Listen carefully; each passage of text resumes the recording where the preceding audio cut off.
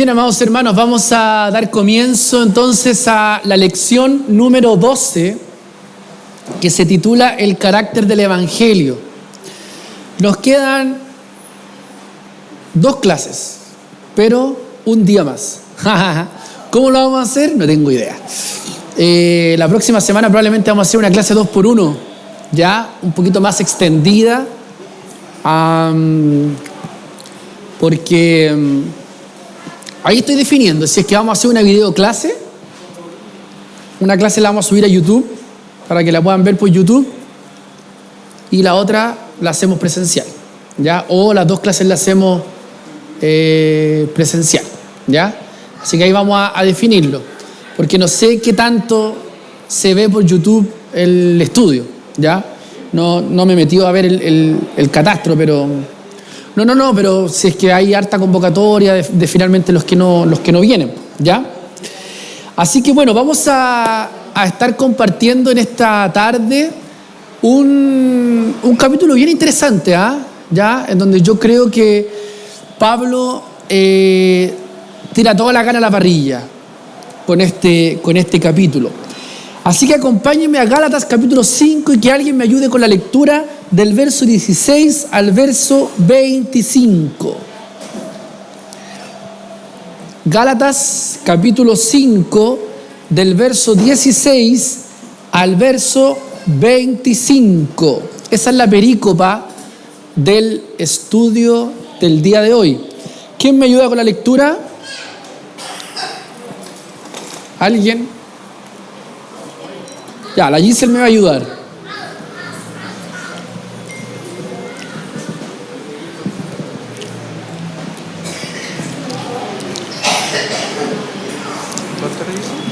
Vamos a dar lectura, amados hermanos, y Giselle, tú después haces una oración por el estudio, amén, para que el Señor nos revele en este día su palabra.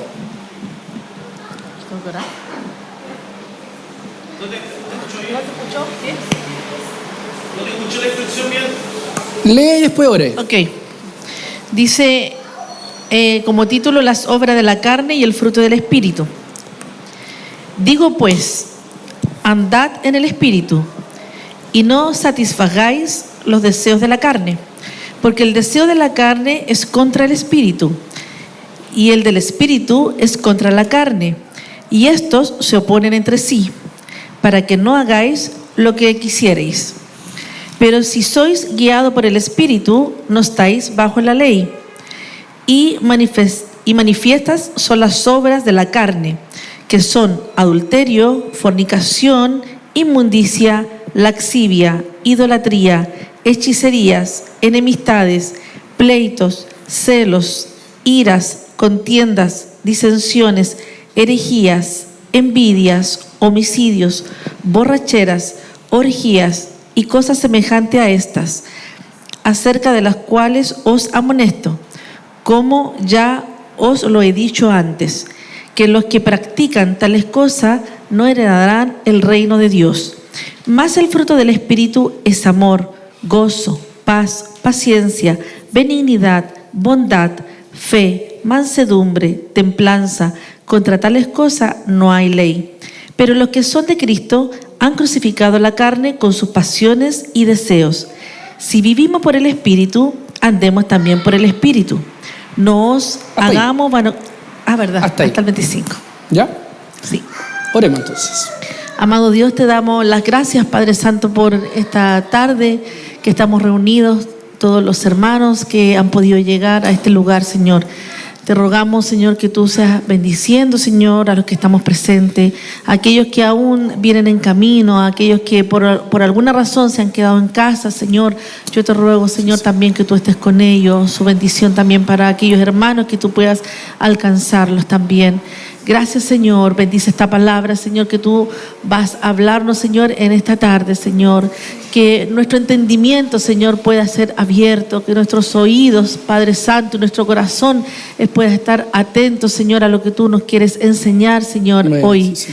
Gracias, Señor. En el nombre de Jesús. Amén. Bien.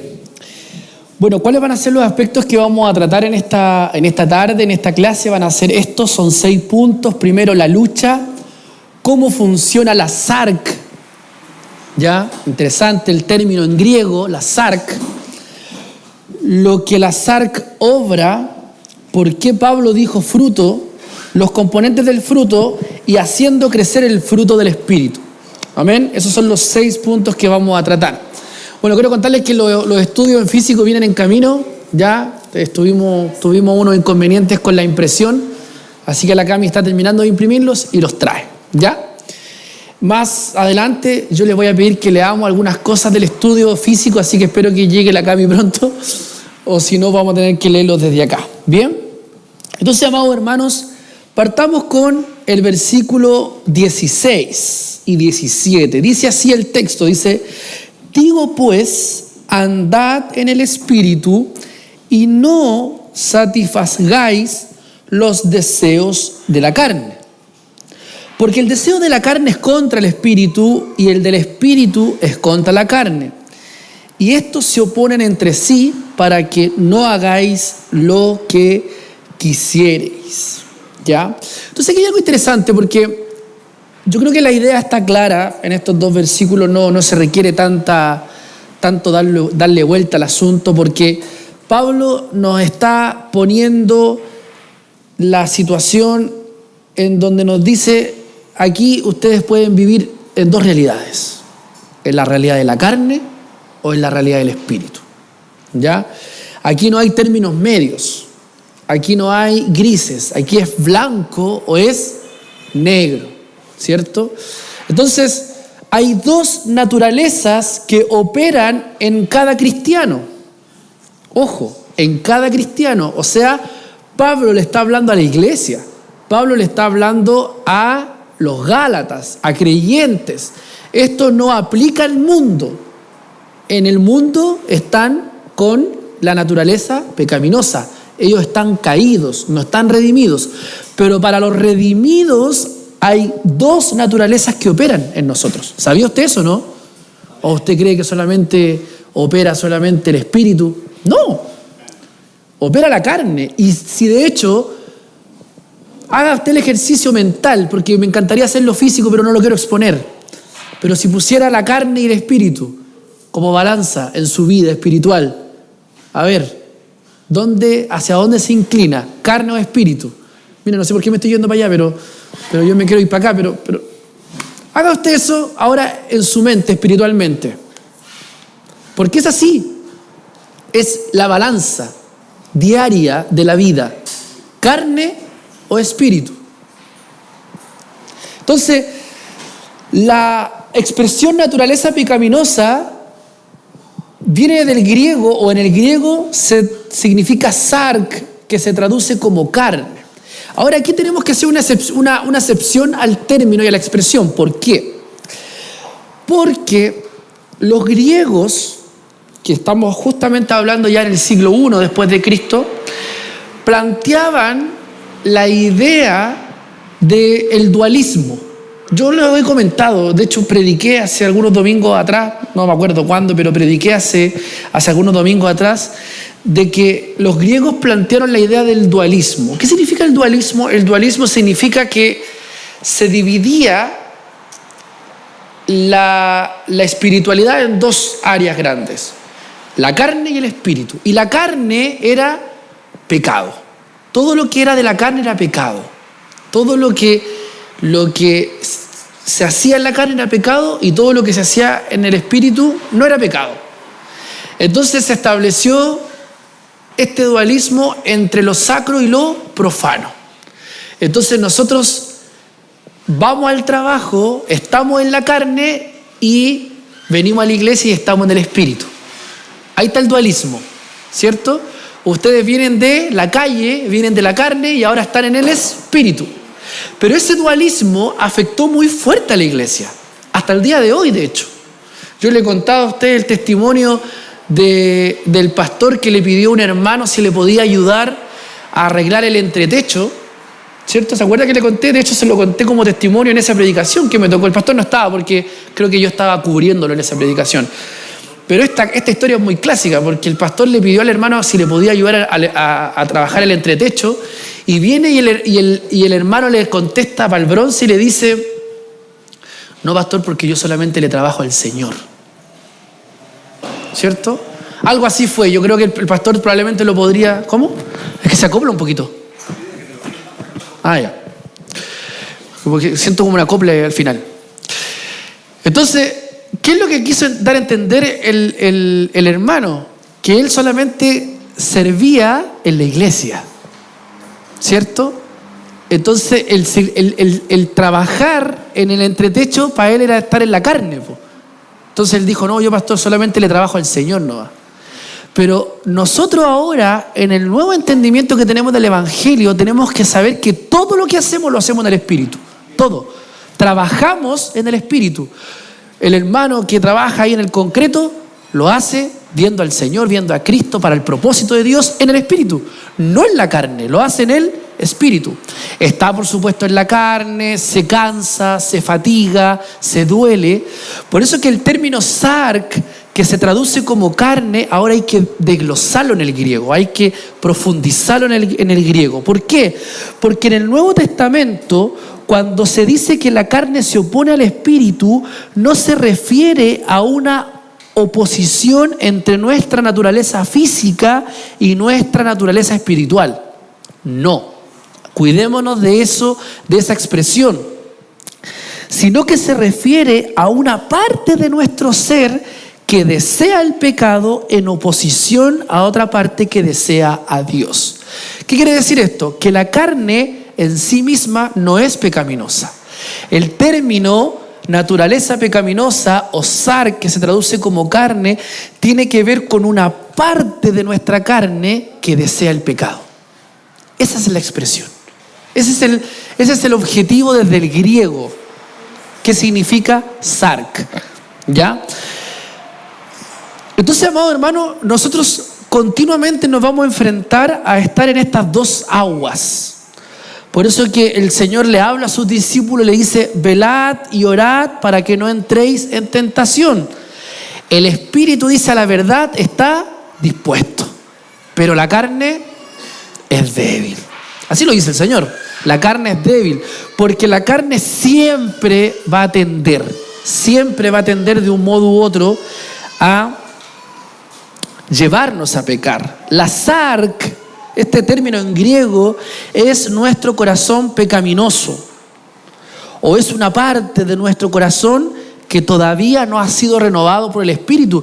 Porque recordemos, amado hermano, nosotros en nuestras vidas espirituales estamos, dice el escritor, dice que estamos siendo transformados de gloria en gloria.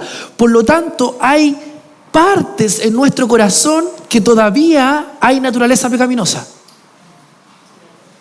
donde el Espíritu todavía no lo ha llenado todo de nuestro corazón. Por eso que el llamado para nosotros como creyentes es a circuncidar el prepucio de nuestro corazón. O sea, purificar nuestro corazón de tal modo que nos presentemos delante de Dios santo y sin mancha delante de Él. Pero finalmente, amado hermano, esto es un proceso. Por eso que Pablo en el verso 16 dice, digo pues, andad. O sea, es un caminar. Cuando uno camina, vive en un proceso. Entonces, no se angustie, amado hermano, si usted todavía lucha con ciertas cosas de su carácter, con ciertas luchas de su humanidad, con ciertas luchas de su carnalidad. Lo importante, amado hermano, es no reincidir en prácticas pecaminosas, que de hecho después Pablo las va a nombrar. Y dice, si usted reincide en estas cosas, usted está condenado. Usted es del diablo. No es de usted el reino. Entonces, cuidado, no confundamos. No, es que, pastor, espéreme. O hermano, espéreme. No, si estoy en el proceso, sí. Te vamos a esperar todo el tiempo que sea necesario, porque Dios y su Espíritu está a cargo, está o es responsable de vuestro crecimiento. Pero no podemos abusar. ¿Ya? Entonces, avancemos. ¿Por qué? Porque Pablo llama a epitumia en griego a los deseos de la naturaleza, ¿qué cosa? Pecaminosa. ¿Qué significa esto? Literalmente, epitumia significan un sobredeseo. Dígame. Sí, entrégala nomás. Por mientras que la pastora entrega, yo tomo café, porque es el café bíblico.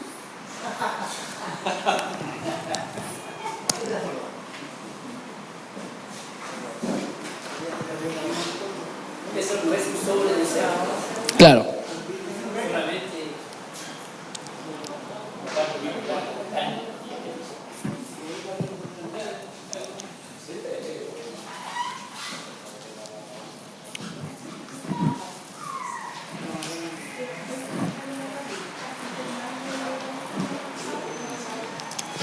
Por mientras quiero que me acompañen a un texto que lo tenía anotado acá, pero no lo dije, ahí en Efesios, en el capítulo 4. Efesios 4, verso 22. Mire, acompáñeme ahí en la lectura. Vamos a leer el 22. Dice así, ¿lo encontró?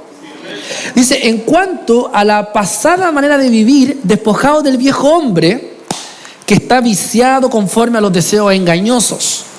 Y ahí está la palabra. Esta es la palabra que yo quiero que usted, por favor, le haga clic. Y renovaos en el espíritu de vuestra mente y vestíos del nuevo hombre, creado según Dios en la justicia y santidad de la verdad. Qué texto más increíble que resume, amados hermanos, cómo es nuestro proceso gradual como cristianos. ¿Lo leemos de nuevo? Dice, en cuanto a la pasada manera de vivir, ¿qué cosa, amados hermanos? Despojaos del viejo hombre. Cuidado con que aparezca el viejo hombre ahí a veces. Señor nos ayude. Que está, ¿qué cosa? Viciado, conforme a los deseos engañosos. Y renovaos en el espíritu de vuestra mente y vestíos del nuevo hombre creado según Dios en la justicia y santidad de la verdad. Entonces, amados hermanos, no podemos olvidar que esto es un proceso. Digo pues, andad, caminar, ir, andar, avanzar, no retroceder, avanzar. Amén. Que el Señor nos ayude. Entonces, estamos definiendo la expresión que es epitumia. Y epitumia significa los deseos de la naturaleza pecaminosa. Entonces, literalmente, epitumia significa ¿qué cosa? Un sobredeseo. Un deseo exorbitante, un impulso y una ansia que lo controlan todo. ¿Qué más nos dice el estudio? Esto es crucial. El problema principal que nuestro corazón tiene, mira que hay algo muy interesante que el estudio nos revela. El problema principal que nuestro corazón tiene no es tanto el deseo por las cosas malas, sino nuestro sobredeseo por las cosas buenas. Mira qué interesante. Por lo tanto, cuando una cosa buena se vuelve nuestro Dios, crea, ¿qué cosa? Sobredeseos. Sobredeseos. ¿Qué es lo que está queriendo decirnos el texto? Pablo nos dice que los deseos pecaminosos llegan a enraizarse profundamente en nuestra vida y nos controlan. El pecado crea en nosotros un sentir de que necesitamos tener esto o aquello o lo otro. Por eso que el pecado sabe rico, po. Si el pecado no es malo, en gusto, o el completo es malo, o el churrasco para el tamaño ahí, el lomito para el tamaño es malo, o la pizza con harta mozzarella, harto pepperoni. O sea, es que ahora tenemos que desglosar, porque probablemente desde nuestro paladar no es malo, es rico, sabe bien. Y eso es lo que pasa con los sobredeseos de la carne. Eso es lo que pasa con los sobredeseos de la carne, que saben bien. Saben bien. Son ricos, pero no son buenos. Son malos, nos dañan. El mucho completo aumenta el colesterol, y si aumenta el colesterol, se dañan las arterias del corazón y se producen los infartos cuando uno no come saludablemente. Entonces, amados hermanos, puede ser muy apetitoso, pero no es saludable. Entonces, amados hermanos, esta expresión de epitumia implica necesariamente un sobredeseo sobre algo que creemos que es bueno, pero no lo es. Se cae en el pecado de la gula. Claro, se cae en el pecado de la gula. Claro, exactamente. Un teólogo manifestaba una expresión como esta y lo voy a citar. Dice así: si idolatría es la palabra característica y concisa del Antiguo Testamento para nuestra tendencia a apartarnos de Dios, entonces la palabra epitumia o deseos es la palabra característica y concisa del Nuevo Testamento que nos lleva a apartarnos de Dios. ¿Saben, amados hermanos, cuál es el gran drama que nos lleva a apartarnos de Dios? Epitumia. Los deseos, los sobredeseos.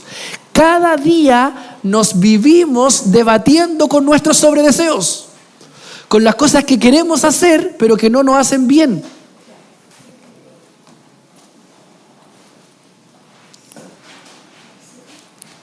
Por eso que, amados hermanos, tenemos que pedirle al Espíritu Santo que nos ayude a discernir qué es lo que verdaderamente conviene a nuestra salud espiritual.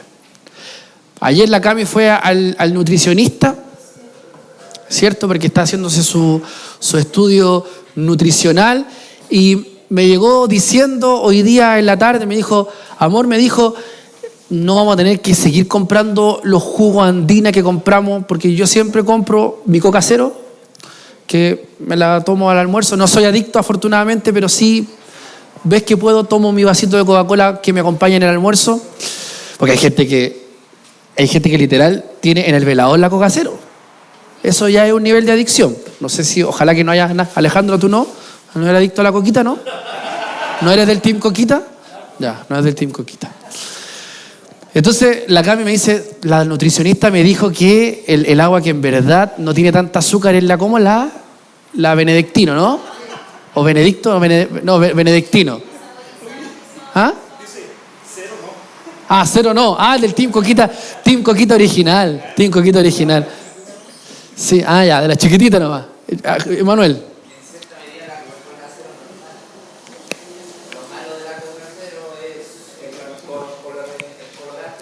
El colorante que ocupa. Ya. ¿Viste? Ahí tenemos un datito técnico, un dato rosa del Emanuel. Viene el Ema, ¿ah? ¿Por qué no estoy en nutrición, loco? Necesitamos falta un nutricionista acá en la iglesia, ¿o? Ya. Bueno, comerciales, para los que están ahí viendo la... Entonces, ¿por qué dije el ejemplo de la... se me fue la idea, ¿o? Ya. Entonces, como les digo, hay cosas que probablemente las estamos consumiendo que creemos... Ahí está el ejemplo. Gracias, me volví a la idea. Hay cosas que estamos consumiendo porque la Cami decía, no, yo no tomo Coca-Cola. La Coca-Cola me hace engordar. Yo tomo mi juguito Andina. Mi juguito Andina naranja, ese tomo yo porque es el que no me hace engordar, según la Cami. Pero la nutricionista le reveló ahora que no, que ese jugo tiene mucho azúcar. Entonces, amado hermano, el Espíritu Santo ahora, y esa es nuestra oración, por eso que el salmista dice, examina, oh Dios, mi corazón y ve si hay en mí camino de perversidad. Yo escribí una canción que la compuse junto al Pedrito hace muchos años atrás, que le dije al Señor, muéstrame las cosas que entristecen tu corazón. Házmelas saber. ¿Por qué? Porque hay un montón de cosas que hacemos de manera inconsciente que van tomando posesión en nuestra vida, que van entristeciendo el corazón de Dios. Actitudes, pensamientos que probablemente no eran tan pecaminosos, pero que después fueron tomando más cabida en nuestro corazón. conductas, que le abrimos puertas a esas conductas y que finalmente, oye, por ejemplo, la esposa le dice al esposo, oye, tú no eras así antes. ¿Te estás enojando con mucha facilidad? ¿O estás perdiendo el control? ¿O ya estás golpeando la mesa? Pequeñas puertas que se van abriendo, que parecen muy inofensivas, pero que están revelando naturaleza pecaminosa, sarc. Entonces el Espíritu Santo tiene que ayudarnos en eso. Y tenemos que orar y decirle, Señor, muéstrame, examina, revélame. Porque una cosa buena, escúcheme bien, se puede volver nuestro Dios y crea un sobredeseo. La tele, la televisión, las teleseries, las novelas, las series, el teléfono. El teléfono, más o menos, no es malo. El teléfono es fantástico. Ayer se cumplen 17 años, dato rosa, desde que Steve Jobs lanzó el iPhone. Día histórico. Yo estuve ayer de fiesta. Porque el iPhone creo que ha sido uno de los inventos que revolucionó el mundo. Y no solamente el iPhone como tal, porque Steve Jobs, él inicia la era de los smartphones. O sea, antes del iPhone era una almeja lo que nosotros hacíamos y mandábamos mensajes de texto tecleándolos. Pero desde Steve Jobs se revolucionó la era de la tecnología y todo el tema. ¿A qué voy con esto, amados hermanos? Que el teléfono no es malo, pero si yo lo uso mal, se puede transformar en un Dios, en un sobredeseo, en algo que finalmente nos lleve a una epitumia. Que el Señor nos ayude. Hay muchas cosas, examine su corazón, mucho. Porque el pastizal crece a veces. La familia, los hijos. ¿Algún ejemplo más que usted me quiera dar? Que podría ser bueno y que al final después nos sale el tiro por la culata, a ver. Mucho trabajo. ¿Cierto? Los bienes. El deseo de querer siempre descansar. También. Cacha.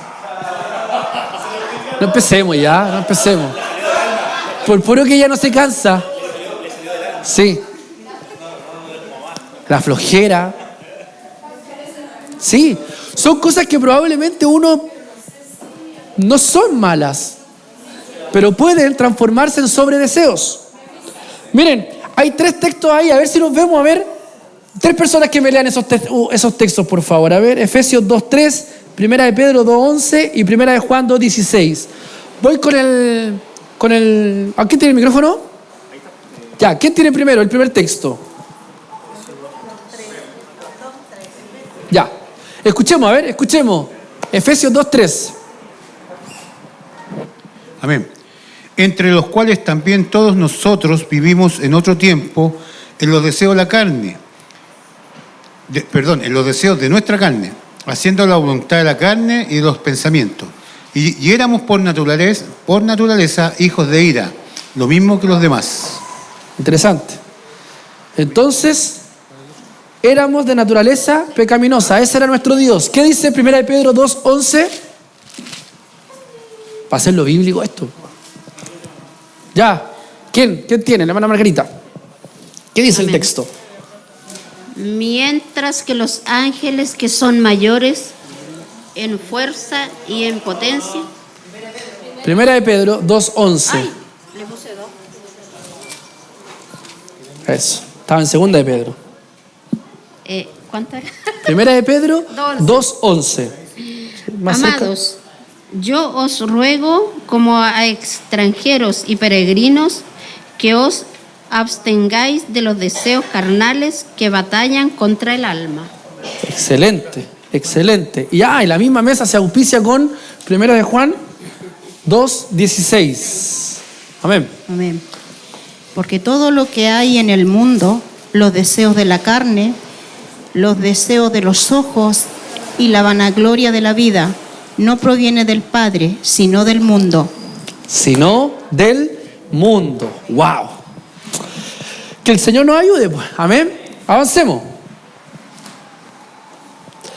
Observa que Pablo realmente no dice que el Espíritu desea excesivamente. ¿Por qué? ¿Cómo podría el Espíritu desear algo demasiado Sin embargo, la construcción de la frase indica que el espíritu también tiene pasiones y anhelos. Miren qué interesante. Por eso que dice, digo después, andad en el espíritu y no satisfagáis los deseos de la carne, porque el deseo de la carne es contra el espíritu y el del espíritu es contra la carne. Eso quiere decir en el texto que el espíritu también tiene deseo. Y ojo, amados hermanos, porque el espíritu, aunque está con mayúscula, pero se refiere a nuestro espíritu que está renovado por el Espíritu de Dios. Y estos se oponen entre sí para que no hagáis lo que quisierais. Entonces, el espíritu también tiene pasiones y anhelos y son también igualmente fuertes. ¿Qué es lo que el espíritu anhela? Y aquí tenemos algo interesante que nos dice Juan 16:14. Jesús enseña que el Espíritu Santo vendrá al mundo ¿para qué cosa? Para que Él me glorifique. O sea, ¿qué es lo que desea el Espíritu? Y lo vimos en el estudio del Espíritu Santo. El Espíritu Santo revela a Cristo. El Espíritu Santo... ¿Cuáles son los deseos del Espíritu? Eso, ser nuestro ayudador, nuestro paracleto, glorificar al Padre. ¿Qué más? A ver, si hacemos un refresh de lo que aprendíamos en el estudio del Espíritu Santo.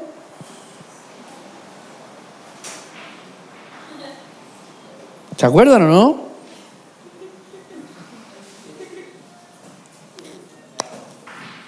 ¿Qué más hace el Espíritu? Vivifica, mire qué interesante. ¿Qué más? Nos fortalece. Interesante. ¿Qué más? Nos consuela. Amén. Entonces, el Espíritu está preocupado de otras cosas.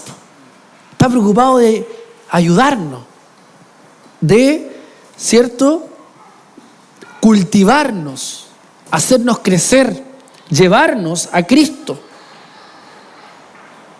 mostrarnos a Cristo y conformarnos a Cristo. Por eso que, amados hermanos, Pablo le escribe a los romanos, le dice, porque en lo íntimo de mi ser me deleito en la ley de Dios, pero me doy cuenta de que en los miembros de mi cuerpo hay otra ley que es la ley del pecado. Esta ley lucha contra la ley de mi mente. O sea, hay una lucha que se está tramando entre nuestra naturaleza pecaminosa y nuestro espíritu. Y ahí nos debatimos cada día. El verso 18 dice así: pero si sois guiados por el Espíritu, no estáis bajo la ley. Y aquí hay algo interesante porque aquí se genera una especie de paralelismo. ¿Qué significa paralelismo? Que se ponen dos cosas en paralelo, dos cosas se comparan. ¿Por qué? Porque el verso 16, Pablo nos hace un llamado a andar en el Espíritu, y en el versículo 18, él nos dice que vivamos en el Espíritu o seamos guiados por el Espíritu, porque si no somos guiados por el Espíritu, entonces, ¿qué cosa? Estamos bajo la ley. Entonces, finalmente, estar bajo la ley es también estar bajo nuestra naturaleza pecaminosa. ¿Por qué? Porque la ley solamente sujeta a nuestra carne,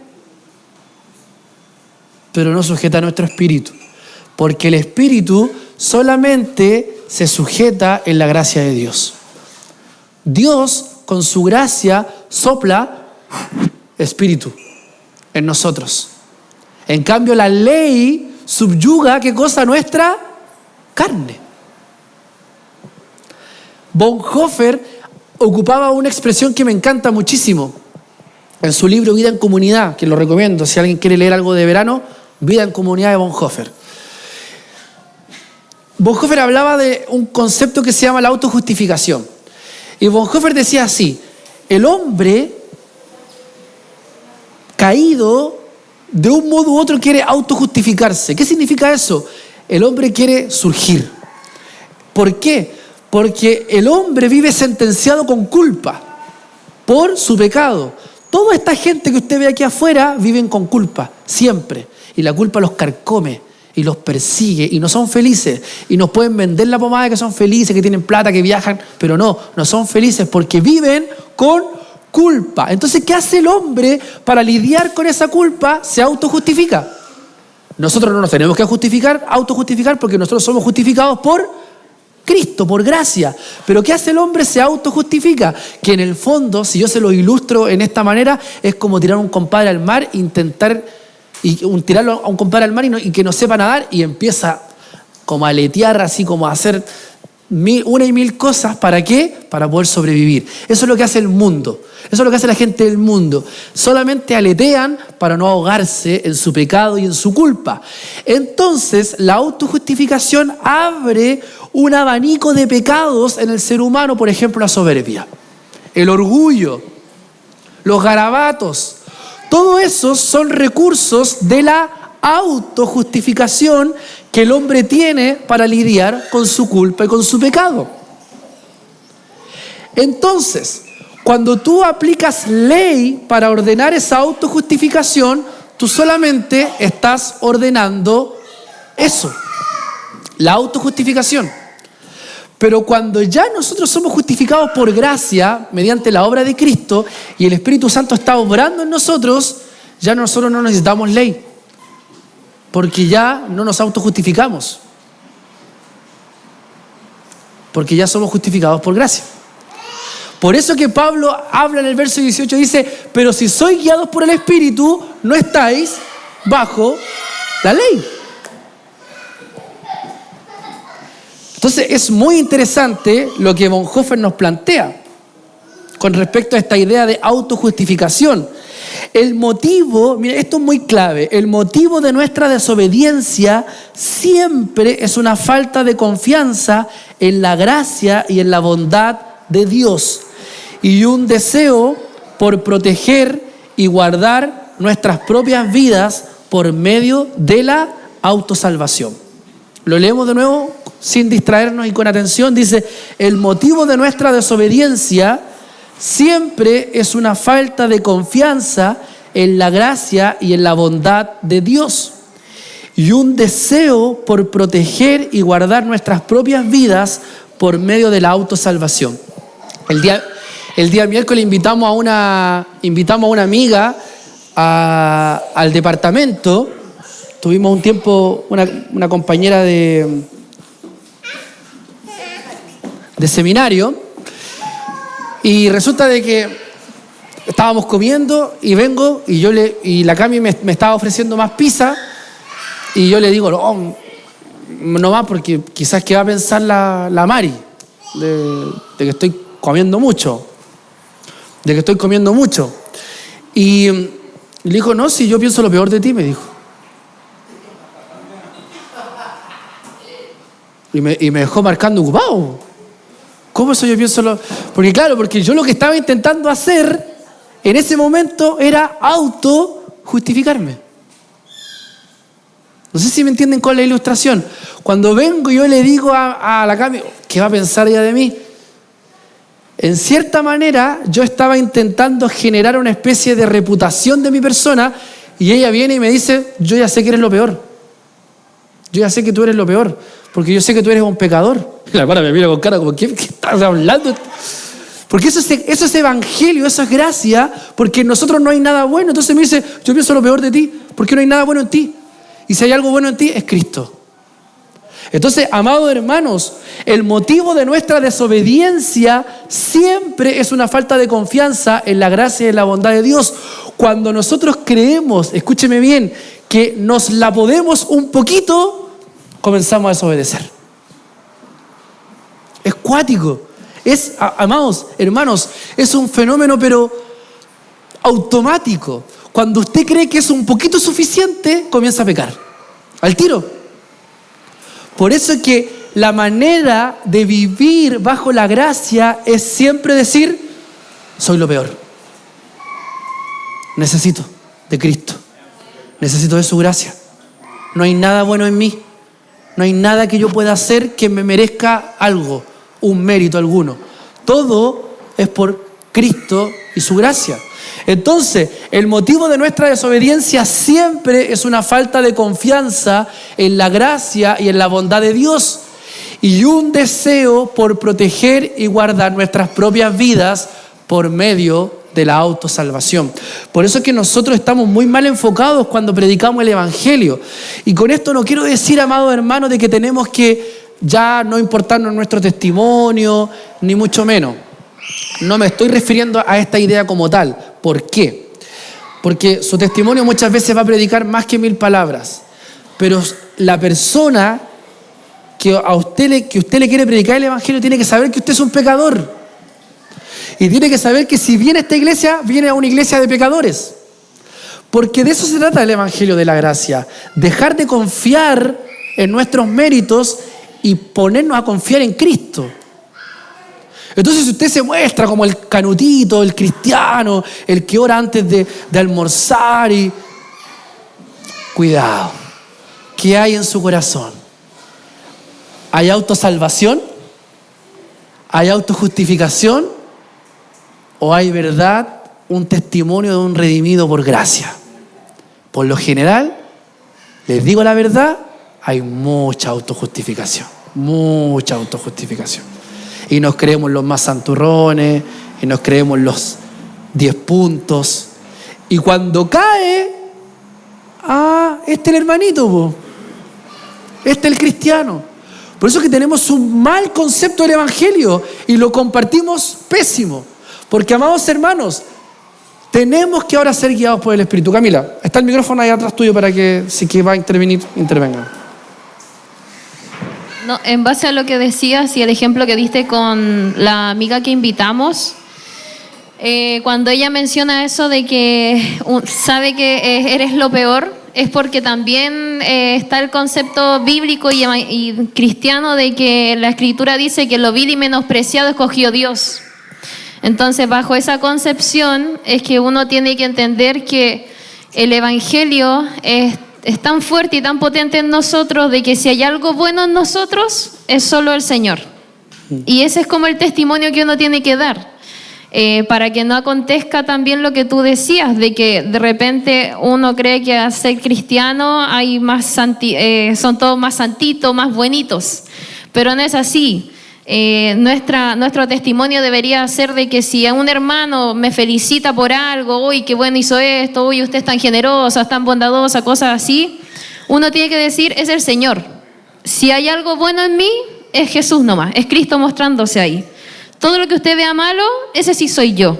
Entonces ahí cuando uno entiende eso, no solo para mí, para mi testimonio, para yo comentarlo, sino cuando yo también lo veo hacia mi prójimo, que mi prójimo es pecador también, comete errores, se equivoca, y si hay algo bueno en él es el Señor, no vamos a sentir esas desilusiones o esas decepciones que muchas veces acontecen en la comunidad de la iglesia, en la vida de la iglesia, que es cuando nosotros compartimos con otros hermanos. Sí. Y que nos arrastran. Si a veces vemos una debilidad en un hermano, nos arrastran. O caemos en esta cuestión de juzgar, o lo amamos de igual manera. Entonces, eso debería estar en nosotros también, no para nuestro testimonio, para testificar, sino también en la forma en cómo vemos a nuestro hermano, a nuestro prójimo. Sí, yo creo que finalmente por eso es que me encantan las palabras de Bonhoeffer cuando define el concepto de autojustificación en su libro, porque finalmente todo se trata en los sistemas de salvación que uno tiene.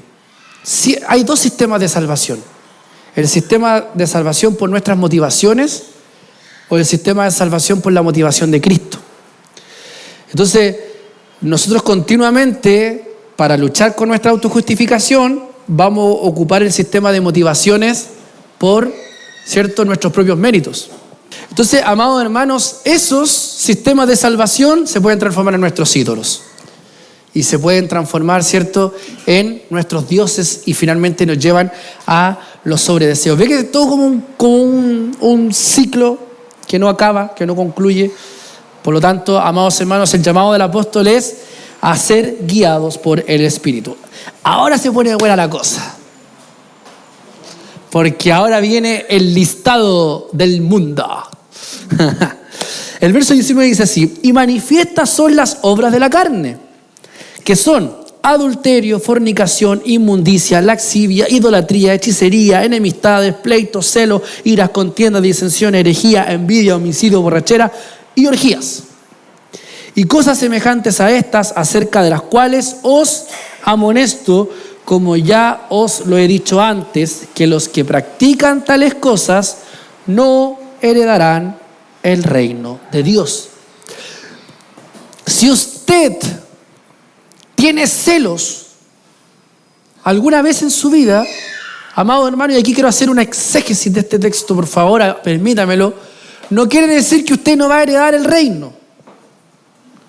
Y ojo que ocupé celos. Podría haber puesto fornicación, o podría haber puesto hechicería, o idolatría, o inmundicia, o laxivia, no lo sé. Da lo mismo, el que usted tome en este momento. Porque Pablo dice, el que practica. Por eso que el que practica el pecado, de eso estamos hablando, no heredarán el reino de Dios. Entonces, cuidado con reincidir. Y si nosotros hiciéramos un ordenamiento de todos estos pecados, los tendríamos que dividir en 3: sexualidad, religión y relaciones. ¿Ya? Así se dividen estos pecados. Y miren lo que yo hice, porque los vamos a leer desde el griego. Desde el griego. ¿Todos tienen el estudio? Sí. Ya. Entonces, quiero ver en el estudio, a ver, alguien que me pase un estudio, por favor.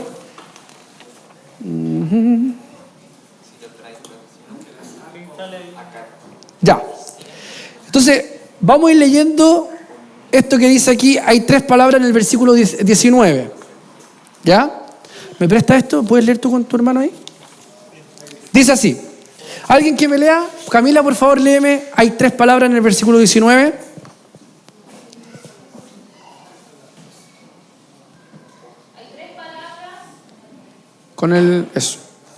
Hay 3 palabras en el versículo 19 que tienen que ver con las obras de la carne en el área de la sexualidad.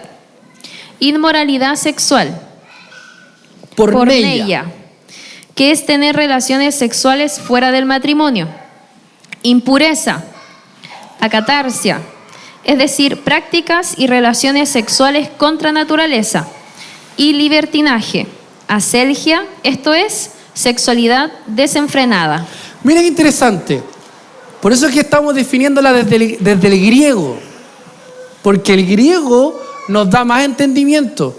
¿Por qué? Porque adulterio, fornicación, inmundicia, si bien las entendemos porque el adulterio, cierto, es tener relaciones fuera del matrimonio, fornicación es tener relaciones antes del matrimonio, y inmundicia es probablemente tener relaciones con todo el mundo así a destajo. Claro, que tiene que ver con el concepto de impureza. Pero miren cómo los define desde el griego. ¿Puedes leer nuevamente el texto, el párrafo? Miren, atento a la lectura.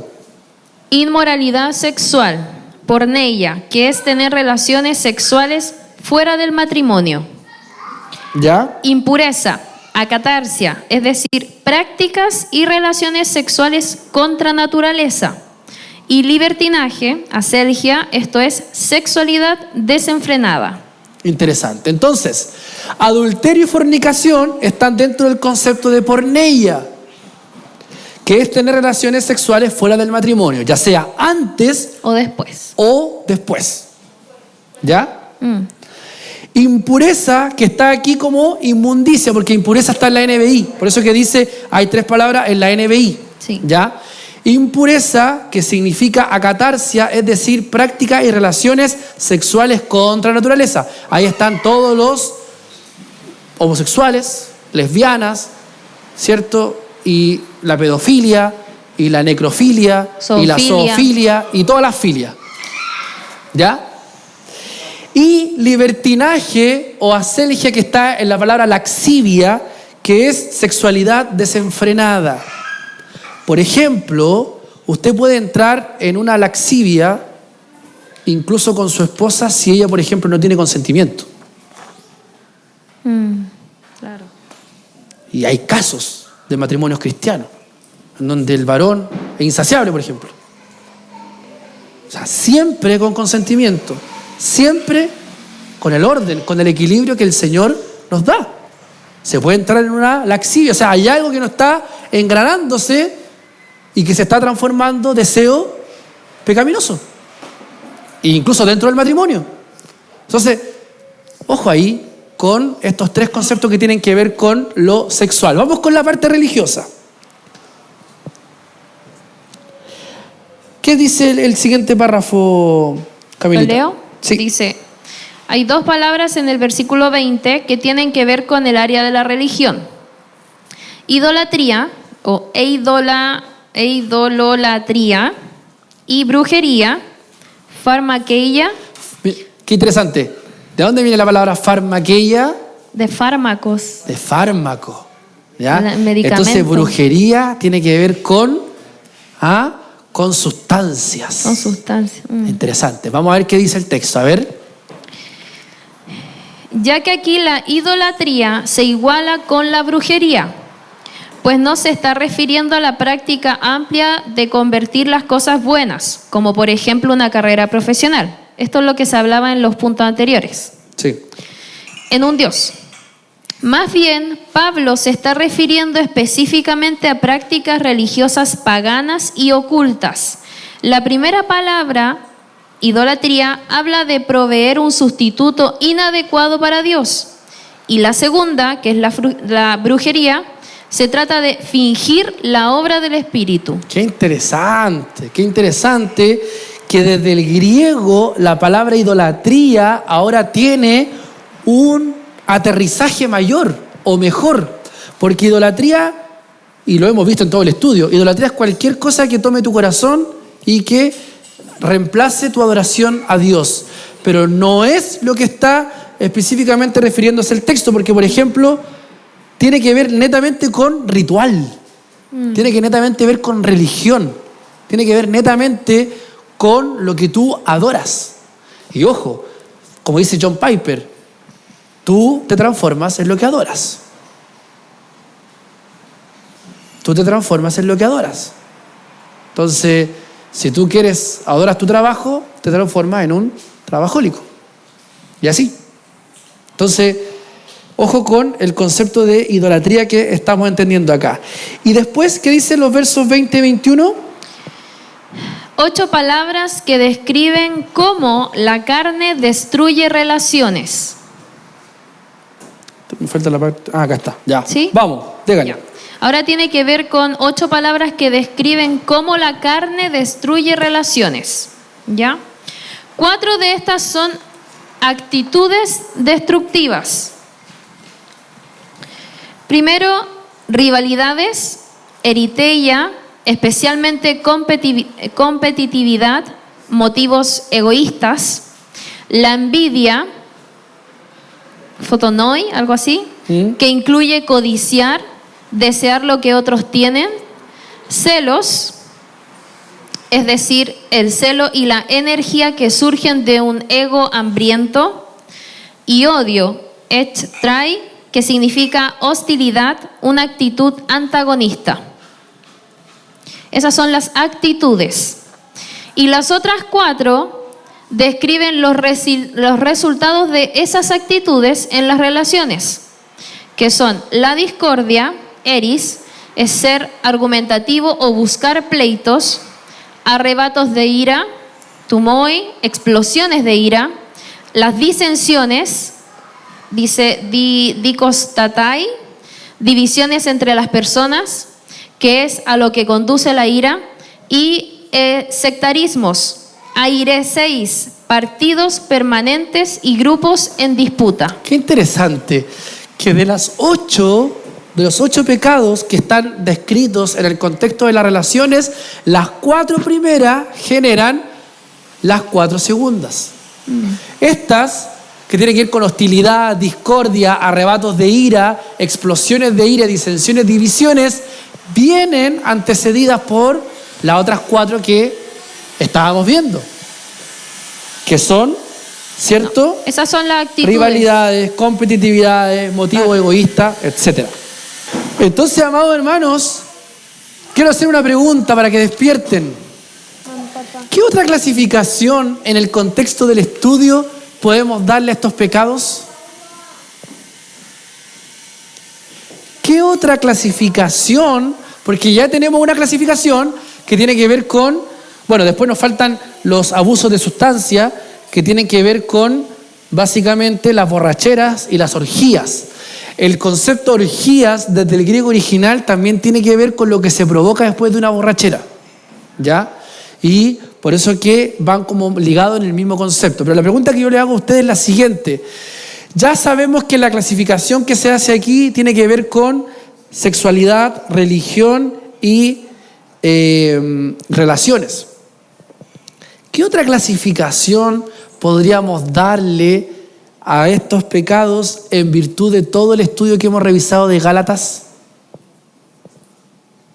Pueden ser 2 categorías, una que pueden ser los deseos de la carne y otros los deseos del alma.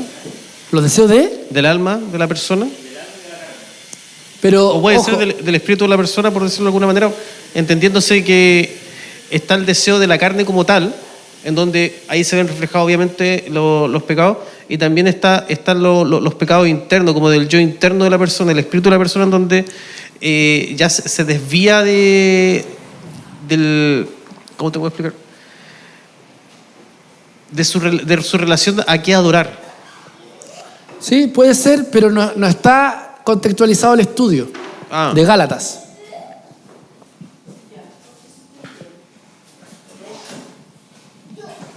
¿Quién quiere participar? A ver.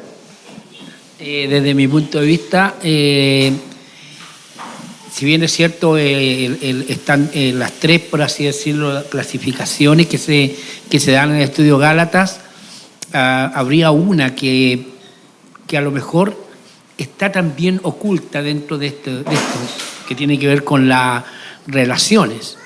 Es lo que la forma como Satanás opera, y lo ha hecho desde el comienzo, lo hizo con Adán, a través de los ojos, de la carne, de los ojos y de la vanagloria de la vida, los deseos. Entonces, como que la vanagloria de la vida es como que se descuelga un poquito. Por eso que también el apóstol, él dice, y cosas semejantes a esto, o sea, no da por finalizado, por así decirlo. Él no pone un punto final en que solamente los deseos que se han estado comentando en esta hora o que se están manifestando en el estudio, deseo exorbitante, no está contemplado abiertamente lo que tiene que ver con la vanagloria de la vida, que es lo que genera, por así decirlo, la tentación, ya sea en una de ellas para las personas, o podría ser hasta las 3 cosas que podrían en un momento abordar a una persona, o una de ellas o las 3. Entonces, para mí en este momento faltaría lo que tiene que ver con la vanagloria de la vida, ya, con el exitismo, claro, desde mi punto de vista. Sí, está bien. A ver, Manuel, ¿algo quería agregar? En temas de los puntos, tal vez una de las que podría ser, y como dijiste del tema de Gálatas, lo que viene más de un factor externo, se podría decir. Ya que como lo que le pasó a la gente de Gálatas, pues Pablo les dio una palabra correcta, pero vino una gente externa que le empezó a dar otra falsedad. Entonces a nosotros mismos nos puede llegar esa falsedad a nosotros y corrompernos a nosotros mismos. El viernes del camino. Que no sabría cómo explicarlo. El Emanuel introdujo la respuesta, pero solo la introdujo, no la dio. Que no sé cómo explicarla. ¿Alguien que quiera complementar la idea de él? No sé cómo explicarla. A ver. ¿La intervención de otros? ¿Sí? ¿Tú qué ibas a decir? No, yo quería hablar sobre la esclavitud, del pecado. Ya.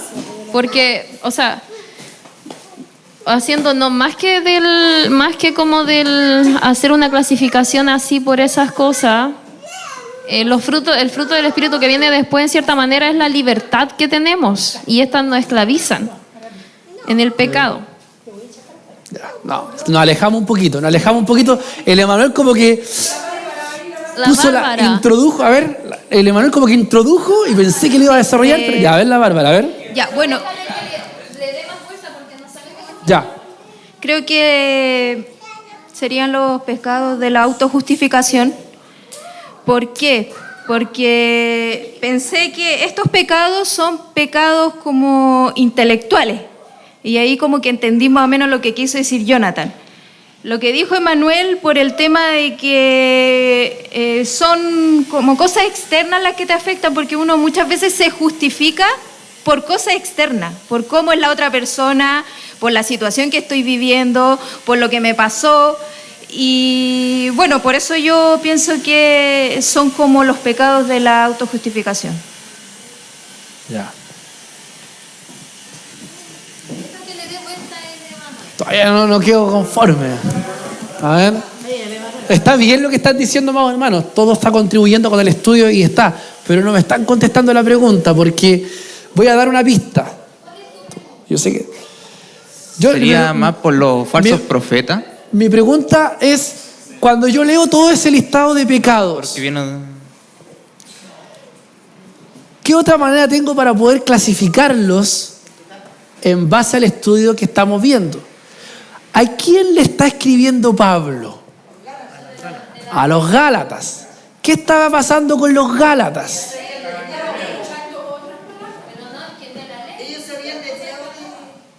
Ellos sabían qué cosa. ¿Ya?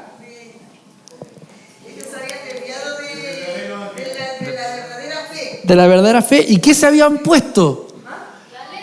¿Cómo se habían puesto ellos? Se habían puesto religiosos. Ya, ahí hay una clasificación. ¿Por qué? ¿Por qué, amados hermanos?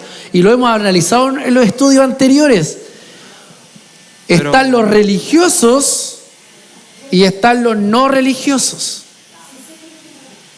Lo hemos visto en el estudio, lo vimos en el estudio anterior. Están los religiosos, están los esclavos en la religión, en la ley, y están los esclavos en el pecado. Entonces, miren, atentos con esto.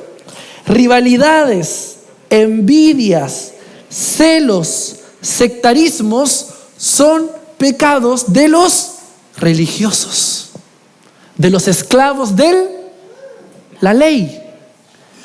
Pero por otro lado, tenemos todo lo demás, borracheras, orgías, adulterio, fornicación, inmundicia, laxivia, que son los esclavos del pecado. Entonces tú estabas ahí, pero como Carlos Caselli, en el penal y lo erró. Sí, allá. Perdón, a ver. Es que, sí. Ellos lo hacían en los rituales que hacían cuando adoraban dioses falsos.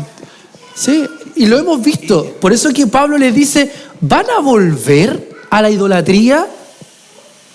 Porque en el fondo los judíos, si es que estaban practicando la circuncisión, el kosher y todas las fiestas judías, estaban entrando, dice Pablo, en un sistema de idolatría como lo hacían antes.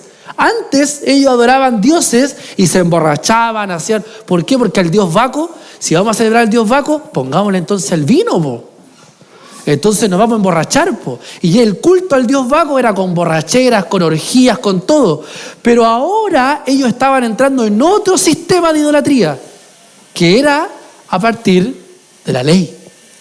Entonces estos pecados los podemos también clasificar para los religiosos y para los no religiosos. Esta clasificación solamente la va a escuchar en este estudio y en ningún otro más. Así que si quiere anotarlo, lo anota. Avancemos porque ya se me está yendo el tiempo. Verso 22. Quedó clarito, ¿no? Costó, costó. Ya estamos terminando el estudio, entonces ahora hay que hacer un poquito más de... Yo pensé que tú lo ibas a sacar, el Jonathan. No estáis muy acá, parece. No está tan en el estudio, parece. Yo no te estoy bromeando. Son bromas, son bromitas. Prende el tiro, Jonathan. ¿Ah? Se autojustificar. Sí, son bromas, te estoy bromeando. Ya, vamos con el verso 22 y verso 23. Mas el fruto del Espíritu es amor, gozo, paz, paciencia, benignidad, bondad, fe, mansedumbre, templanza. Contra tales cosas, ¿qué cosa? No hay ley. Entonces, la palabra fruto nos lleva al mundo de ¿qué cosa? De la agricultura. Mira qué interesante. Y describe 4 aspectos de la obra del Espíritu. Veamos cuáles son los aspectos. Primero, el crecimiento del cristiano, ¿qué cosa es? Gradual. Por eso que Pablo ocupa la expresión el fruto del Espíritu. Usted planta una semilla, aparece un árbol y de ese árbol da un fruto. ¿Eso es de la noche a la mañana? No, es gradual. Por eso es el fruto del Espíritu. Primero hay que plantar, después regar, después, ¿cierto? La tierra abonarla, preparar los espacios, cuidar, exactamente. Amén. Que el Señor nos ayude. Bien, el segundo punto, el crecimiento del fruto es inevitable. Si usted coloca una semilla de manzana, ¿qué es lo que le va a salir? Un manzano. No le va a salir un palto, ni tampoco le va a crecer un edificio de ahí. No, le va a salir un manzano. Entonces, segundo, el crecimiento del fruto del Espíritu es inevitable. Cuando el Espíritu Santo lo inunda y lo llena, usted empieza a revelar el fruto del Espíritu. O si no, no es del Espíritu, es de la carne. Entonces es inevitable. Qué interesante, ¿eh? Como yo estoy solamente haciendo interpretación de lo que Pablo nos habla con el fruto del Espíritu. Tercero, el fruto del Espíritu tiene raíces internas. La manzana que está anclada, ¿cierto?, al árbol, el árbol, ¿qué cosa? Tiene raíces profundas. Cuando vamos a probar del fruto del Espíritu, tiene que venir directamente desde, ¿cierto?, desde donde está. No tiene que ser algo como, por así decirlo, que esté el fruto botado en el suelo. No, tiene que venir directamente desde la raíz. Entonces, tercero, el fruto del Espíritu tiene raíces internas, es decir, el Espíritu cultiva algo en nosotros, provoca una transformación, un cambio. Por eso que es una transformación de raíz. Cuando nosotros le decimos al Señor, Señor, tú eres el Señor de mi vida, tú gobiernas mis pensamientos, eso quiere decir que el árbol se ha enraizado en nuestra vida. Y solamente el árbol bien enraizado da fruto. Amén. O el fruto. Y lo cuarto es que el crecimiento cristiano es simétrico. Qué interesante. ¿Qué quiere decir que sea simétrico? Que el fruto del Espíritu de un manzano, ¿cuáles son todos los frutos que va a dar un manzano? Manzana. O va a dar limones, o va a dar palta. Entonces, ¿qué quiere decirnos el estudio? Que el fruto del Espíritu es simétrico, porque en el cristiano tiene que haber amor, gozo, paz, paciencia, benignidad. No, es que este hermano se le cayó la paciencia. Tiene puro amor nomás, pero paciencia no tiene nada. No, es que este hermano es benigno nomás, pero paz no, amado hermano. Por eso que es el fruto del Espíritu. El fruto del Espíritu. No son los frutos. Es el fruto, y el fruto implica todo esto. Por eso que el crecimiento del cristiano es simétrico. Si a usted se le cae una parte del fruto, ya no es fruto del Espíritu. ¿Por qué? Porque hay mucha gente con paz en el mundo.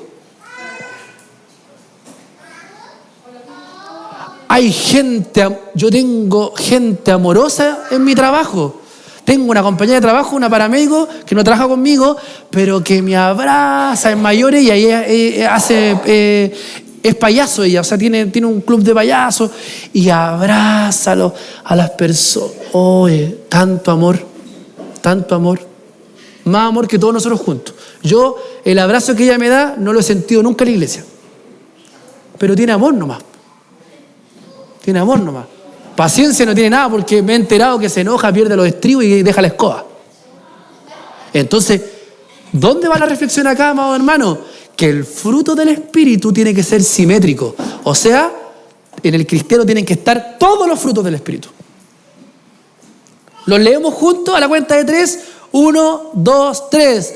Amor, gozo, paz, paciencia, benignidad, bondad, fe, mansedumbre, templanza.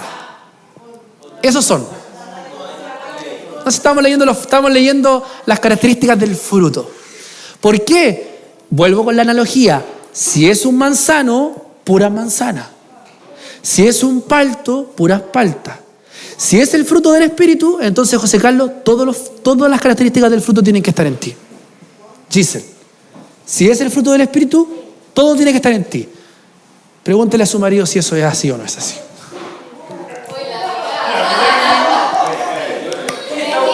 Está muy bueno el estudio.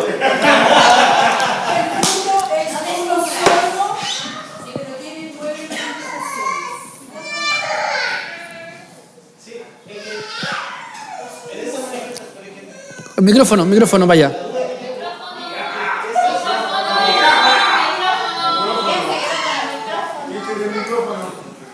Allá.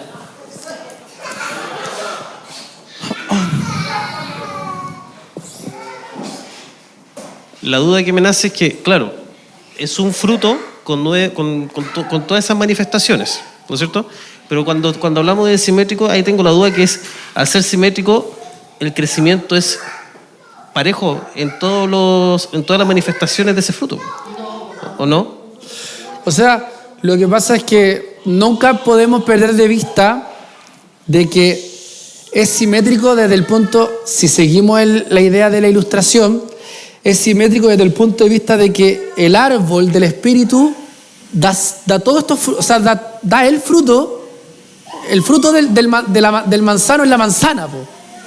No tiene otro fruto. A eso se refiere con simétrico. Por supuesto que van a haber manzanas chiquititas, van a haber manzanas más grandes, van a haber manzanas, ¿cierto? No. Si estamos hablando de crecimiento.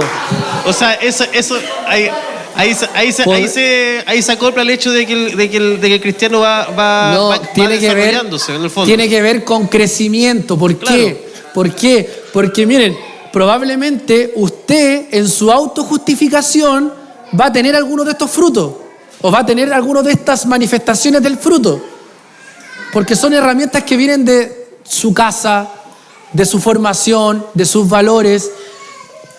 Si en el mundo lo hay, en el mundo hay gente muy amorosa, hay gente muy paciente, pero el punto es que en el mundo no vamos a encontrar todas estas manifestaciones en una misma persona, porque solamente eso lo da el Espíritu Santo.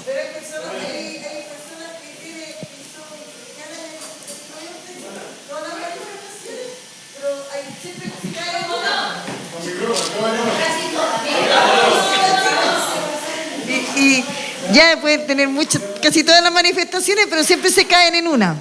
Porque yo conozco, o sea, por decir... Ya, saquemos los tramitos sucios. El Germán. ¿Qué le pasa al Germán? Hermanos cristianos pongamos, tienen ya bondad, todo eso, pero pongamos, hay cosas que no tienen, por decirle, pongamos bondad, no tienen bondad. Es que hay que desarrollarla. No tienen Paciencia. Yo he conocido durante años personas que han ido a la iglesia durante años y usted le habla ahora y no tienen la paciencia, no tienen muchas cosas. Sí, lo que pasa es que ahí es lo que hay que examinar. ¿Son las cualidades de la persona como ser humano o es verdaderamente la manifestación del Espíritu Santo en la persona? ¿Por qué? Porque a esa persona que tiene paz, si está en un momento de caos, ¿va a aflorar la paz? No. Pero cuando viene el caos y está el Espíritu Santo en uno, eso trae calma y trae tranquilidad. O sea, lo vemos entre medio de nosotros, pues, hermano.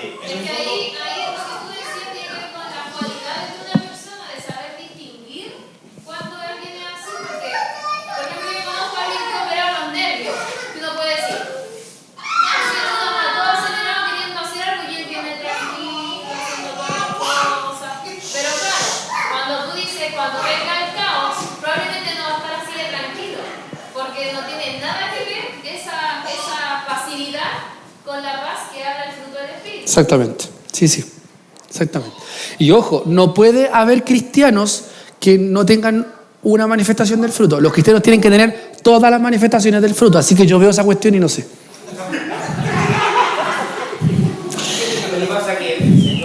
El micrófono, para los hermanos que van a ver la transmisión. Lo que pasa es que el Señor Jesús, haciendo referencia al fruto, Él dice: si el fruto es bueno, todo el árbol es bueno. Amén. Si el fruto es malo, todo el árbol es malo. Entonces, donde quiera que pueden haber muchos frutos ahí, pero cualquiera que uno tome, si el árbol es malo, la fruta es agria. ¿Escucharon? Ahora, independientemente de que el fruto puede estar todavía en un proceso de crecimiento, no se le puede pedir dulzor a un fruto que todavía está en crecimiento, ¿entiendes? Está inmaduro. Entonces, esa falta de madurez puede darnos también una señal equivocada de alguien, pensando que su árbol es malo, que la persona es mala. No, está en el proceso. Entonces hay que saber esperar o saber distinguir, ¿me entiendes? Pero nosotros, lamentablemente, como creyentes, siempre a todos lo metemos en el mismo saco. O lo vemos a todos igual. Miramos como mira el mundo. O sea, nosotros tenemos que aprender a ver a los que son niños espirituales y a los que son maduros espirituales. Entonces, pero también el crecimiento parte con el Señor, como nació Él. No se le podía pedir al Señor con 12 años que tuviese toda la cordura de una persona adulta. Sin embargo, tenía claro ya de lo que tenía que hacer por causa del llamamiento que estaba en él. Pero es importante esto de que nosotros también aprendamos a distinguir también, porque de lo contrario vamos a juzgar muy rápidamente. Entonces está en lo primero el primer punto que dice: primero, el crecimiento cristiano es gradual. Amén. Ahora, independientemente que no tampoco podemos quedarnos, o sea, yo creo que siempre vamos a tener hermanos débiles. Amén. Siempre. Como lo habla también Pablo con respecto a los miembros débiles. Sí. Y que son de más cuidado. Amén. Entonces, eso también debe ser parte de nuestra forma de ver el fruto en las personas. Amén. El Señor nos ayude, porque lo peor que podría pasarnos es que ya una persona con entendimiento, con capacidades, sí, claro, y que su fruto no esté siendo grato al paladar. Sí. Amén. Bien, avancemos porque el tiempo se nos está yendo. Vamos ahora a... ayúdame, Giselle, con la lectura de la guía, con los frutos que están... Vamos uno por uno rápidamente. Ágape, amor, ¿qué dice? Significa servir a una persona para su bien y por su valor intrínseco, no por lo que la persona te puede aportar. Su opuesto es el temor, la autoprotección y el abuso de las personas. Su falsificación, una versión falsa, es el efecto egoísta, cuando alguien te atrae y lo tratas bien por la manera en que te hace sentir, en la que te hace sentir. Qué interesante, porque el estudio nos da varias claves. Primeramente, significa servir a una persona para su bien y por su valor intrínseco, no por lo que la persona te pueda dar. Si no, eso es amor por conveniencia, po. No, aquí hay que amar sin condición. Y lo otro que lo opuesto es el temor. Se me ocurrió a mí esta cuestión. No, el texto en 1 Juan lo dice, que el amor no hay temor, porque el perfecto amor, ¿qué cosa? Echa fuera el temor. Qué interesante, qué bonito. Camila, rápidamente. Tengo una pregunta porque ahí dice ágape. El ágape se supone que el amor hacia Dios. Sí. Entonces, yo amo, ahí ese amor es porque yo no estoy condicionando en base a lo que Dios me da, sino que el amo porque Él es Dios. Sí, exactamente. El amor eros, que el mundo lo emplea, muchas veces cae en este condicionamiento. Yo te amo porque tú me amas. Pero cuando amamos, incluso unos con otros, en el amor ágape, que es el amor a Dios, ahí está. No hay condiciones, es intrínseco, es opuesto al temor, y se abre un abanico de un nuevo amor, de un nuevo entendimiento del amor, ahora por el Espíritu. Amén. Giselle, sigamos con Chara, gozo. Gozo. Un deleite en Dios por la pura belleza y el valor de quien es Él. Su opuesto es la desesperanza o la desesperación. Su falsificación es la euforia basada en experimentar las bendiciones, en lugar de experimentar al que bendice. Eso causa cambios bruscos en el estado de ánimo dependiendo de las circunstancias. Qué interesante. Miren cómo el estudio nos revela la definición, su opuesto y cómo se falsifica. ¿Se han dado cuenta, no? ¿Se dieron cuenta? ¿Qué significa gozo? Un deleite en Dios. ¿Qué es lo opuesto? La desesperanza. Obvio, porque el gozo es constante, es eterno. ¿Cuáles son la falsificación? Euforia basada en experimentar las bendiciones. Eso no es gozo, amado hermano. Eso es felicidad. Si te llegó un bono de 2 millones de pesos y te alegraste por eso y de eso depende tu gozo, eso no es gozo, eso es felicidad. Eso quiere decir, ¿cuál es la falsificación del gozo? Euforia basada en experimentar las bendiciones. ¿No? El gozo tú lo sientes incluso en la escasez, incluso en la enfermedad, incluso en la crisis matrimonial. No pierdes el gozo. No pierdes el gozo. Amén. Vamos con la siguiente. Irene. Paz. Se refiere a una confianza y un descanso en la sabiduría y control de Dios, y no en ti. Reemplaza la ansiedad y la preocupación. La versión falsa de la paz es la indiferencia, la apatía, decir que ya no te importa. Qué interesante. Entonces, ¿cuál es la versión falsa de la paz? La indiferencia, la apatía, decir que ya no te importa. Vamos con la siguiente. Paciencia. Una habilidad para enfrentar los problemas sin explotar o lanzar ataques. Su opuesto es el resentimiento hacia Dios y hacia los demás. Sus falsificaciones son el cinismo o la resignación, como decir es demasiado insignificante para prestarle atención. Qué interesante. No sé si leyeron claramente la definición, pero lo opuesto a la paciencia es el resentimiento hacia Dios. ¿Se dieron cuenta de esto? Para mí esta cuestión fue revelacional.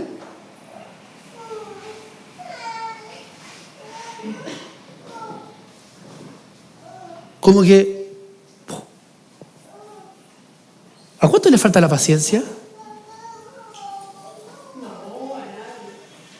Pero es que, pastora, leyo lo que acabamos de leer, ¿o no? Presto atención. Dice, por favor, Giselle, vuelve a leerlo. Miren qué interesante, miren. Desde arriba. Desde arriba. Una habilidad para enfrentar los problemas sin explotar o lanzar ataques. Su opuesto es el resentimiento hacia Dios y hacia los demás. Es que esa cuestión me dejó knockout. O sea, nos falta paciencia porque en cierta manera estamos resentidos con Dios y con los demás. Giselle, por favor, te voy a solicitar como tarea para la casa, ¿por qué el estudio nos revela esto? ¿Por qué el resentimiento es contrario a la paciencia? Explícamelo, por favor. ¿Qué provoca el resentimiento? ¿Qué es contrario a la paciencia? Bueno, no me quiero detener en esto, pero yo creo que lo vamos a tener que dejar para una reflexión muy personal. Vamos, amabilidad. Benignidad. Es una habilidad para servir a los demás en cosas prácticas, de una manera que me hace vulnerable. Esto surge de tener una profunda seguridad interna. Su opuesto es la envidia, que me impide gozarme en la alegría de otro. Su alternativa falsa son las buenas obras manipuladoras, haciendo bien a los demás para que yo pueda felicitarme y sentir que soy lo suficientemente bueno para los demás o para Dios. Oh, estoy flipando, porque miren, es que yo no sé si alguien está más flipando con esto, pero miren, dice, es una habilidad para servir a los demás en cosas prácticas, y esta cuestión me mató, de una manera que me hace, porque es fácil pasarle 100 lucas a una persona cuando tenía $1.000.000 en el bolsillo, po. Es fácil ser amable, pero no es fácil ser amable cuando le pasas 100.000 pesos a una persona y lo único que tienes en tu bolsillo son 100.000 pesos. Eso está diciendo el estudio. Esa es la verdadera amabilidad, amados hermanos. Así que no nos saquemos la suerte entre gitanos, porque la verdadera amabilidad nos hace vulnerables. Eso quiere decir que te estás quitando de la boca para darle al otro. Yo con este estudio no quiero más guerra, compadre. Por favor, no quiero seguir. ¿Qué viene después? Giselle, ayúdame. Bondad, integridad. Ser la misma persona en cada situación en vez de ser un impostor o un hipócrita. Esto no es lo mismo que ser siempre sincero, pero sin amor, o decir las cosas introspectivamente para sentirte o verte mejor. Interesante. Bondad, entonces ser la misma persona en cada situación en vez de ser un impostor o un hipócrita. ¿Estamos siendo igual en todos lados? Cuático. Ya, por favor. Que termine luego esto, por favor. Es que siento que no tengo ni un fruto, no sé si les pasa a ustedes. O no tengo ni una manifestación. Dale.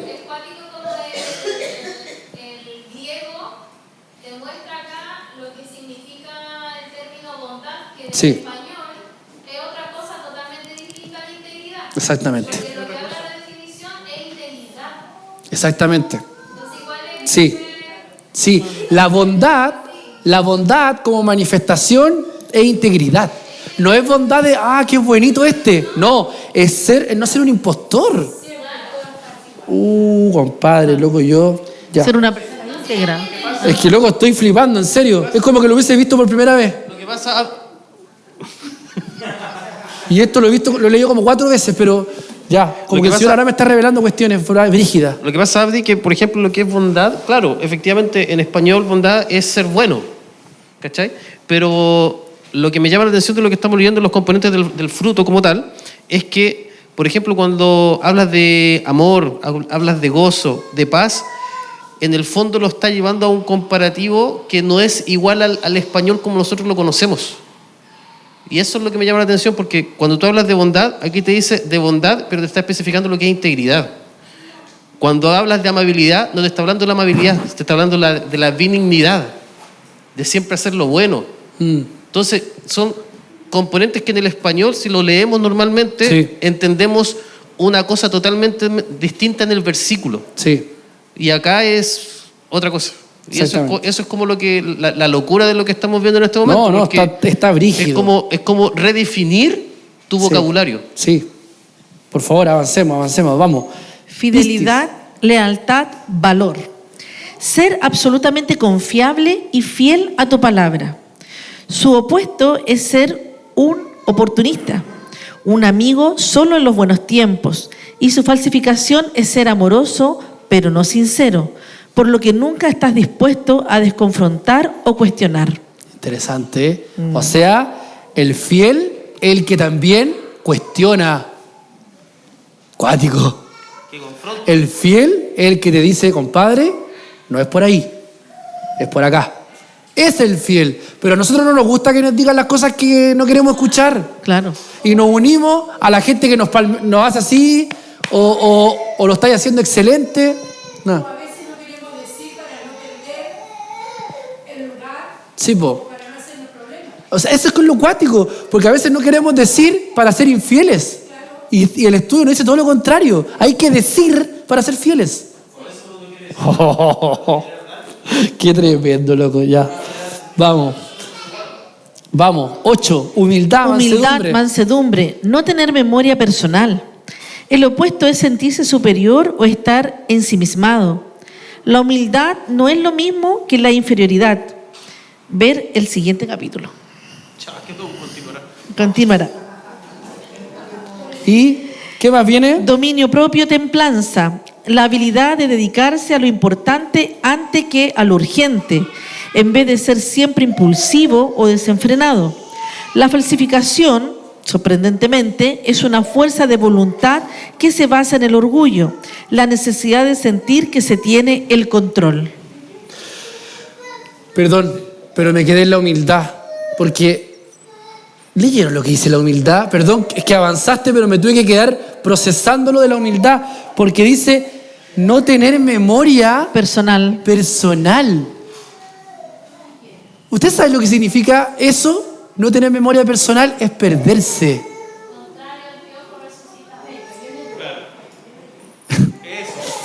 No, es que espérate, no tener memoria personal es perderse. O sea, es yo me pierdo. ¿Ah? No es la idea.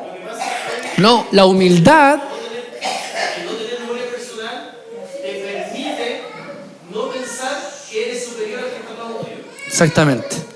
Esa es la idea. ¿Escuchaban a nuestro hermano Jonathan? Cuático.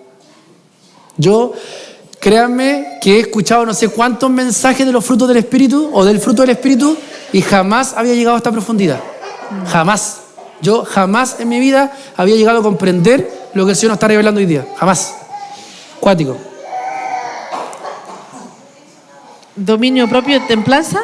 ¿Lo vuelvo a leer? Por favor, léelo de nuevo. La habilidad de dedicarse a lo importante antes que a lo urgente, en vez de ser siempre impulsivo o desenfrenado. La falsificación, sorprendentemente, es una fuerza de voluntad que se basa en el orgullo, la necesidad de sentir que se tiene el control. Qué interesante, porque la templanza es distinto o contrario al voluntarioso. En la iglesia, loco, está lleno de voluntariosos. Ahí está lleno de gente que quiere servir a Dios y hacerlo por sus propios medios, por sus propias energías. Pero, amados hermanos, la templanza te dice que hay que dedicarse a lo importante antes que lo urgente. Y muchas veces lo importante es estar sentado ahí escuchando.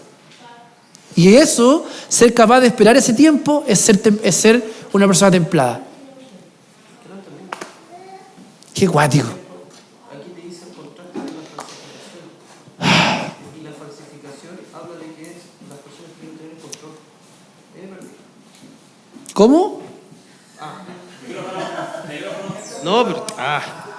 Ya, lo que pasa es que me perdí en lo que corresponde el dominio propio y lo que es templanza. Porque aquí dice que es la habilidad de dedicarse a lo importante y no a lo urgente. Pero luego pone la contraparte que es la falsificación. Y la falsificación es una fuerza de voluntad que se basa en el orgullo, la necesidad de sentir que se tiene el control. Entonces ahí perdí un poquito porque se supone que uno en la templanza, al decidir lo que es importante y no urgente, uno comienza a filtrar y a poner el control en lo importante. En cambio acá te dice que la contraparte de identificar lo importante y ponerle control a eso es el que le pone control, no sé si a todo. Es que no tiene que ver con el control de tu templanza. Tiene que ver con tu sentir que tienes el control de las cosas. El problema es cuando uno siente que tiene el control de las cosas, la quiere hacer a su manera. Y ejercer un dominio, por ejemplo, no sé, a ver, un ejemplo. Yo sé que puedo programar este iPad y está desconfigurado. Y lo voy a hacer rápido y me voy a meter rápido a desconfigurarlo, y a meterle mano y al final la embarro y lo dejo peor. ¿Por qué me equivoqué y la embarré y la dejé peor? Porque yo creía que tenía el control de poder desconfigurar esto. Pero no, la templanza es ser capaz de esperar, observar y darme cuenta. ¿Es oportuno que lo desbloquee ahora? Eso es la templanza.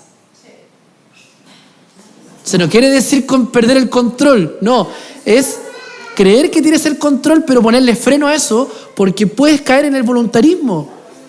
Porque ahí dice la necesidad de sentir.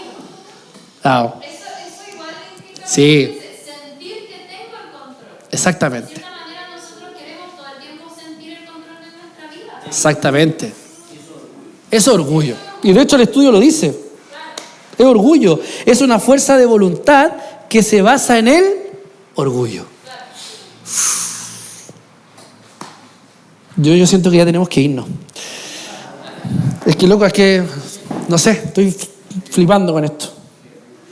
Yo espero, amado hermano, que usted llegue a su casa o en la semana y usted lea nuevamente esto con atención y lo procese. Yo sé que a veces las palabras son un poquito difíciles de entender, pero yo creo que aquí hay una verdad revelada muy profundamente en el entendimiento del fruto del Espíritu. Es que hay cosas que yo no comprendía del todo y que las estoy comprendiendo ahora. Yo se lo digo con mucha sinceridad. Quiero concluir con esto. ¿Cómo entonces puede el fruto del Espíritu echar raíces en nuestros corazones y producirse en nuestras vidas? Esta pregunta va a raíz del texto 24 y 25 que dice así: pero los que son de Cristo han crucificado la carne con sus pasiones y deseos. Si vivimos por el Espíritu, andemos también por el Espíritu. Entonces, ¿cómo contestamos la pregunta? ¿Cómo entonces el fruto del Espíritu puede echar raíces en nuestros corazones? Primero, en recordar que somos de Cristo. Por eso que el texto lo dice, pero los que son de Cristo. Entonces, hermana, Germana, a esa persona que se le cae la manifestación del fruto, probablemente no es de Cristo. Ahí está su respuesta. ¿Por qué? Porque en primer lugar tenemos que recordar que somos de Cristo y todo lo que es suyo es nuestro. Por eso, en esto pensad, en todo lo verdadero, todo lo puro, todo lo perfecto, en esto pensad, que todo eso es de Cristo. Perdón que vaya como locomotora, pero ya se me está yendo el tiempo. Nuestra aprobación y aceptación por parte del Padre descansa no en nuestro carácter o acciones, sino en las suyas. Interesante. El Dieguito está pero así, pero... En segundo lugar, porque, miren la relación, como pertenecemos a Cristo, ¿qué es lo que hemos hecho con Cristo juntamente con Él? Ser crucificado. Listo, avancemos. Voy a avanzar porque ya usted lo sabe, porque esto es... Somos de Cristo y después somos crucificados con Cristo. Crucificar la naturaleza pecaminosa es realmente la identificación y el desmantelamiento de los ídolos, ¿cierto? Es morir al yo, etc. ¿Bien? Siguiente. Esto es un poquito más de lo mismo, voy a avanzar.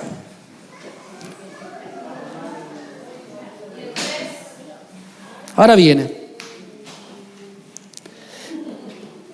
Y en tercer lugar, tenemos qué cosa que andar guiados por el Espíritu. Este es un proceso positivo, no solo renunciando a cosas, es un proceso activo que hacemos y es algo que, más que una simple obediencia, aunque no es menos que la simple obediencia, no entendí nada. Pero lo que quiere decir es lo siguiente, miren, ¿cómo entonces puede el fruto del Espíritu echar raíces en nuestros corazones? Primero, sentido de pertenencia, somos de Cristo, somos del Señor. Lo segundo es que tenemos que ser crucificados juntamente con Él. Y lo tercero es que somos guiados por el Espíritu. Listo. Oremos al Señor. Es que yo con los frutos del Espíritu yo ya no quiero más guiar.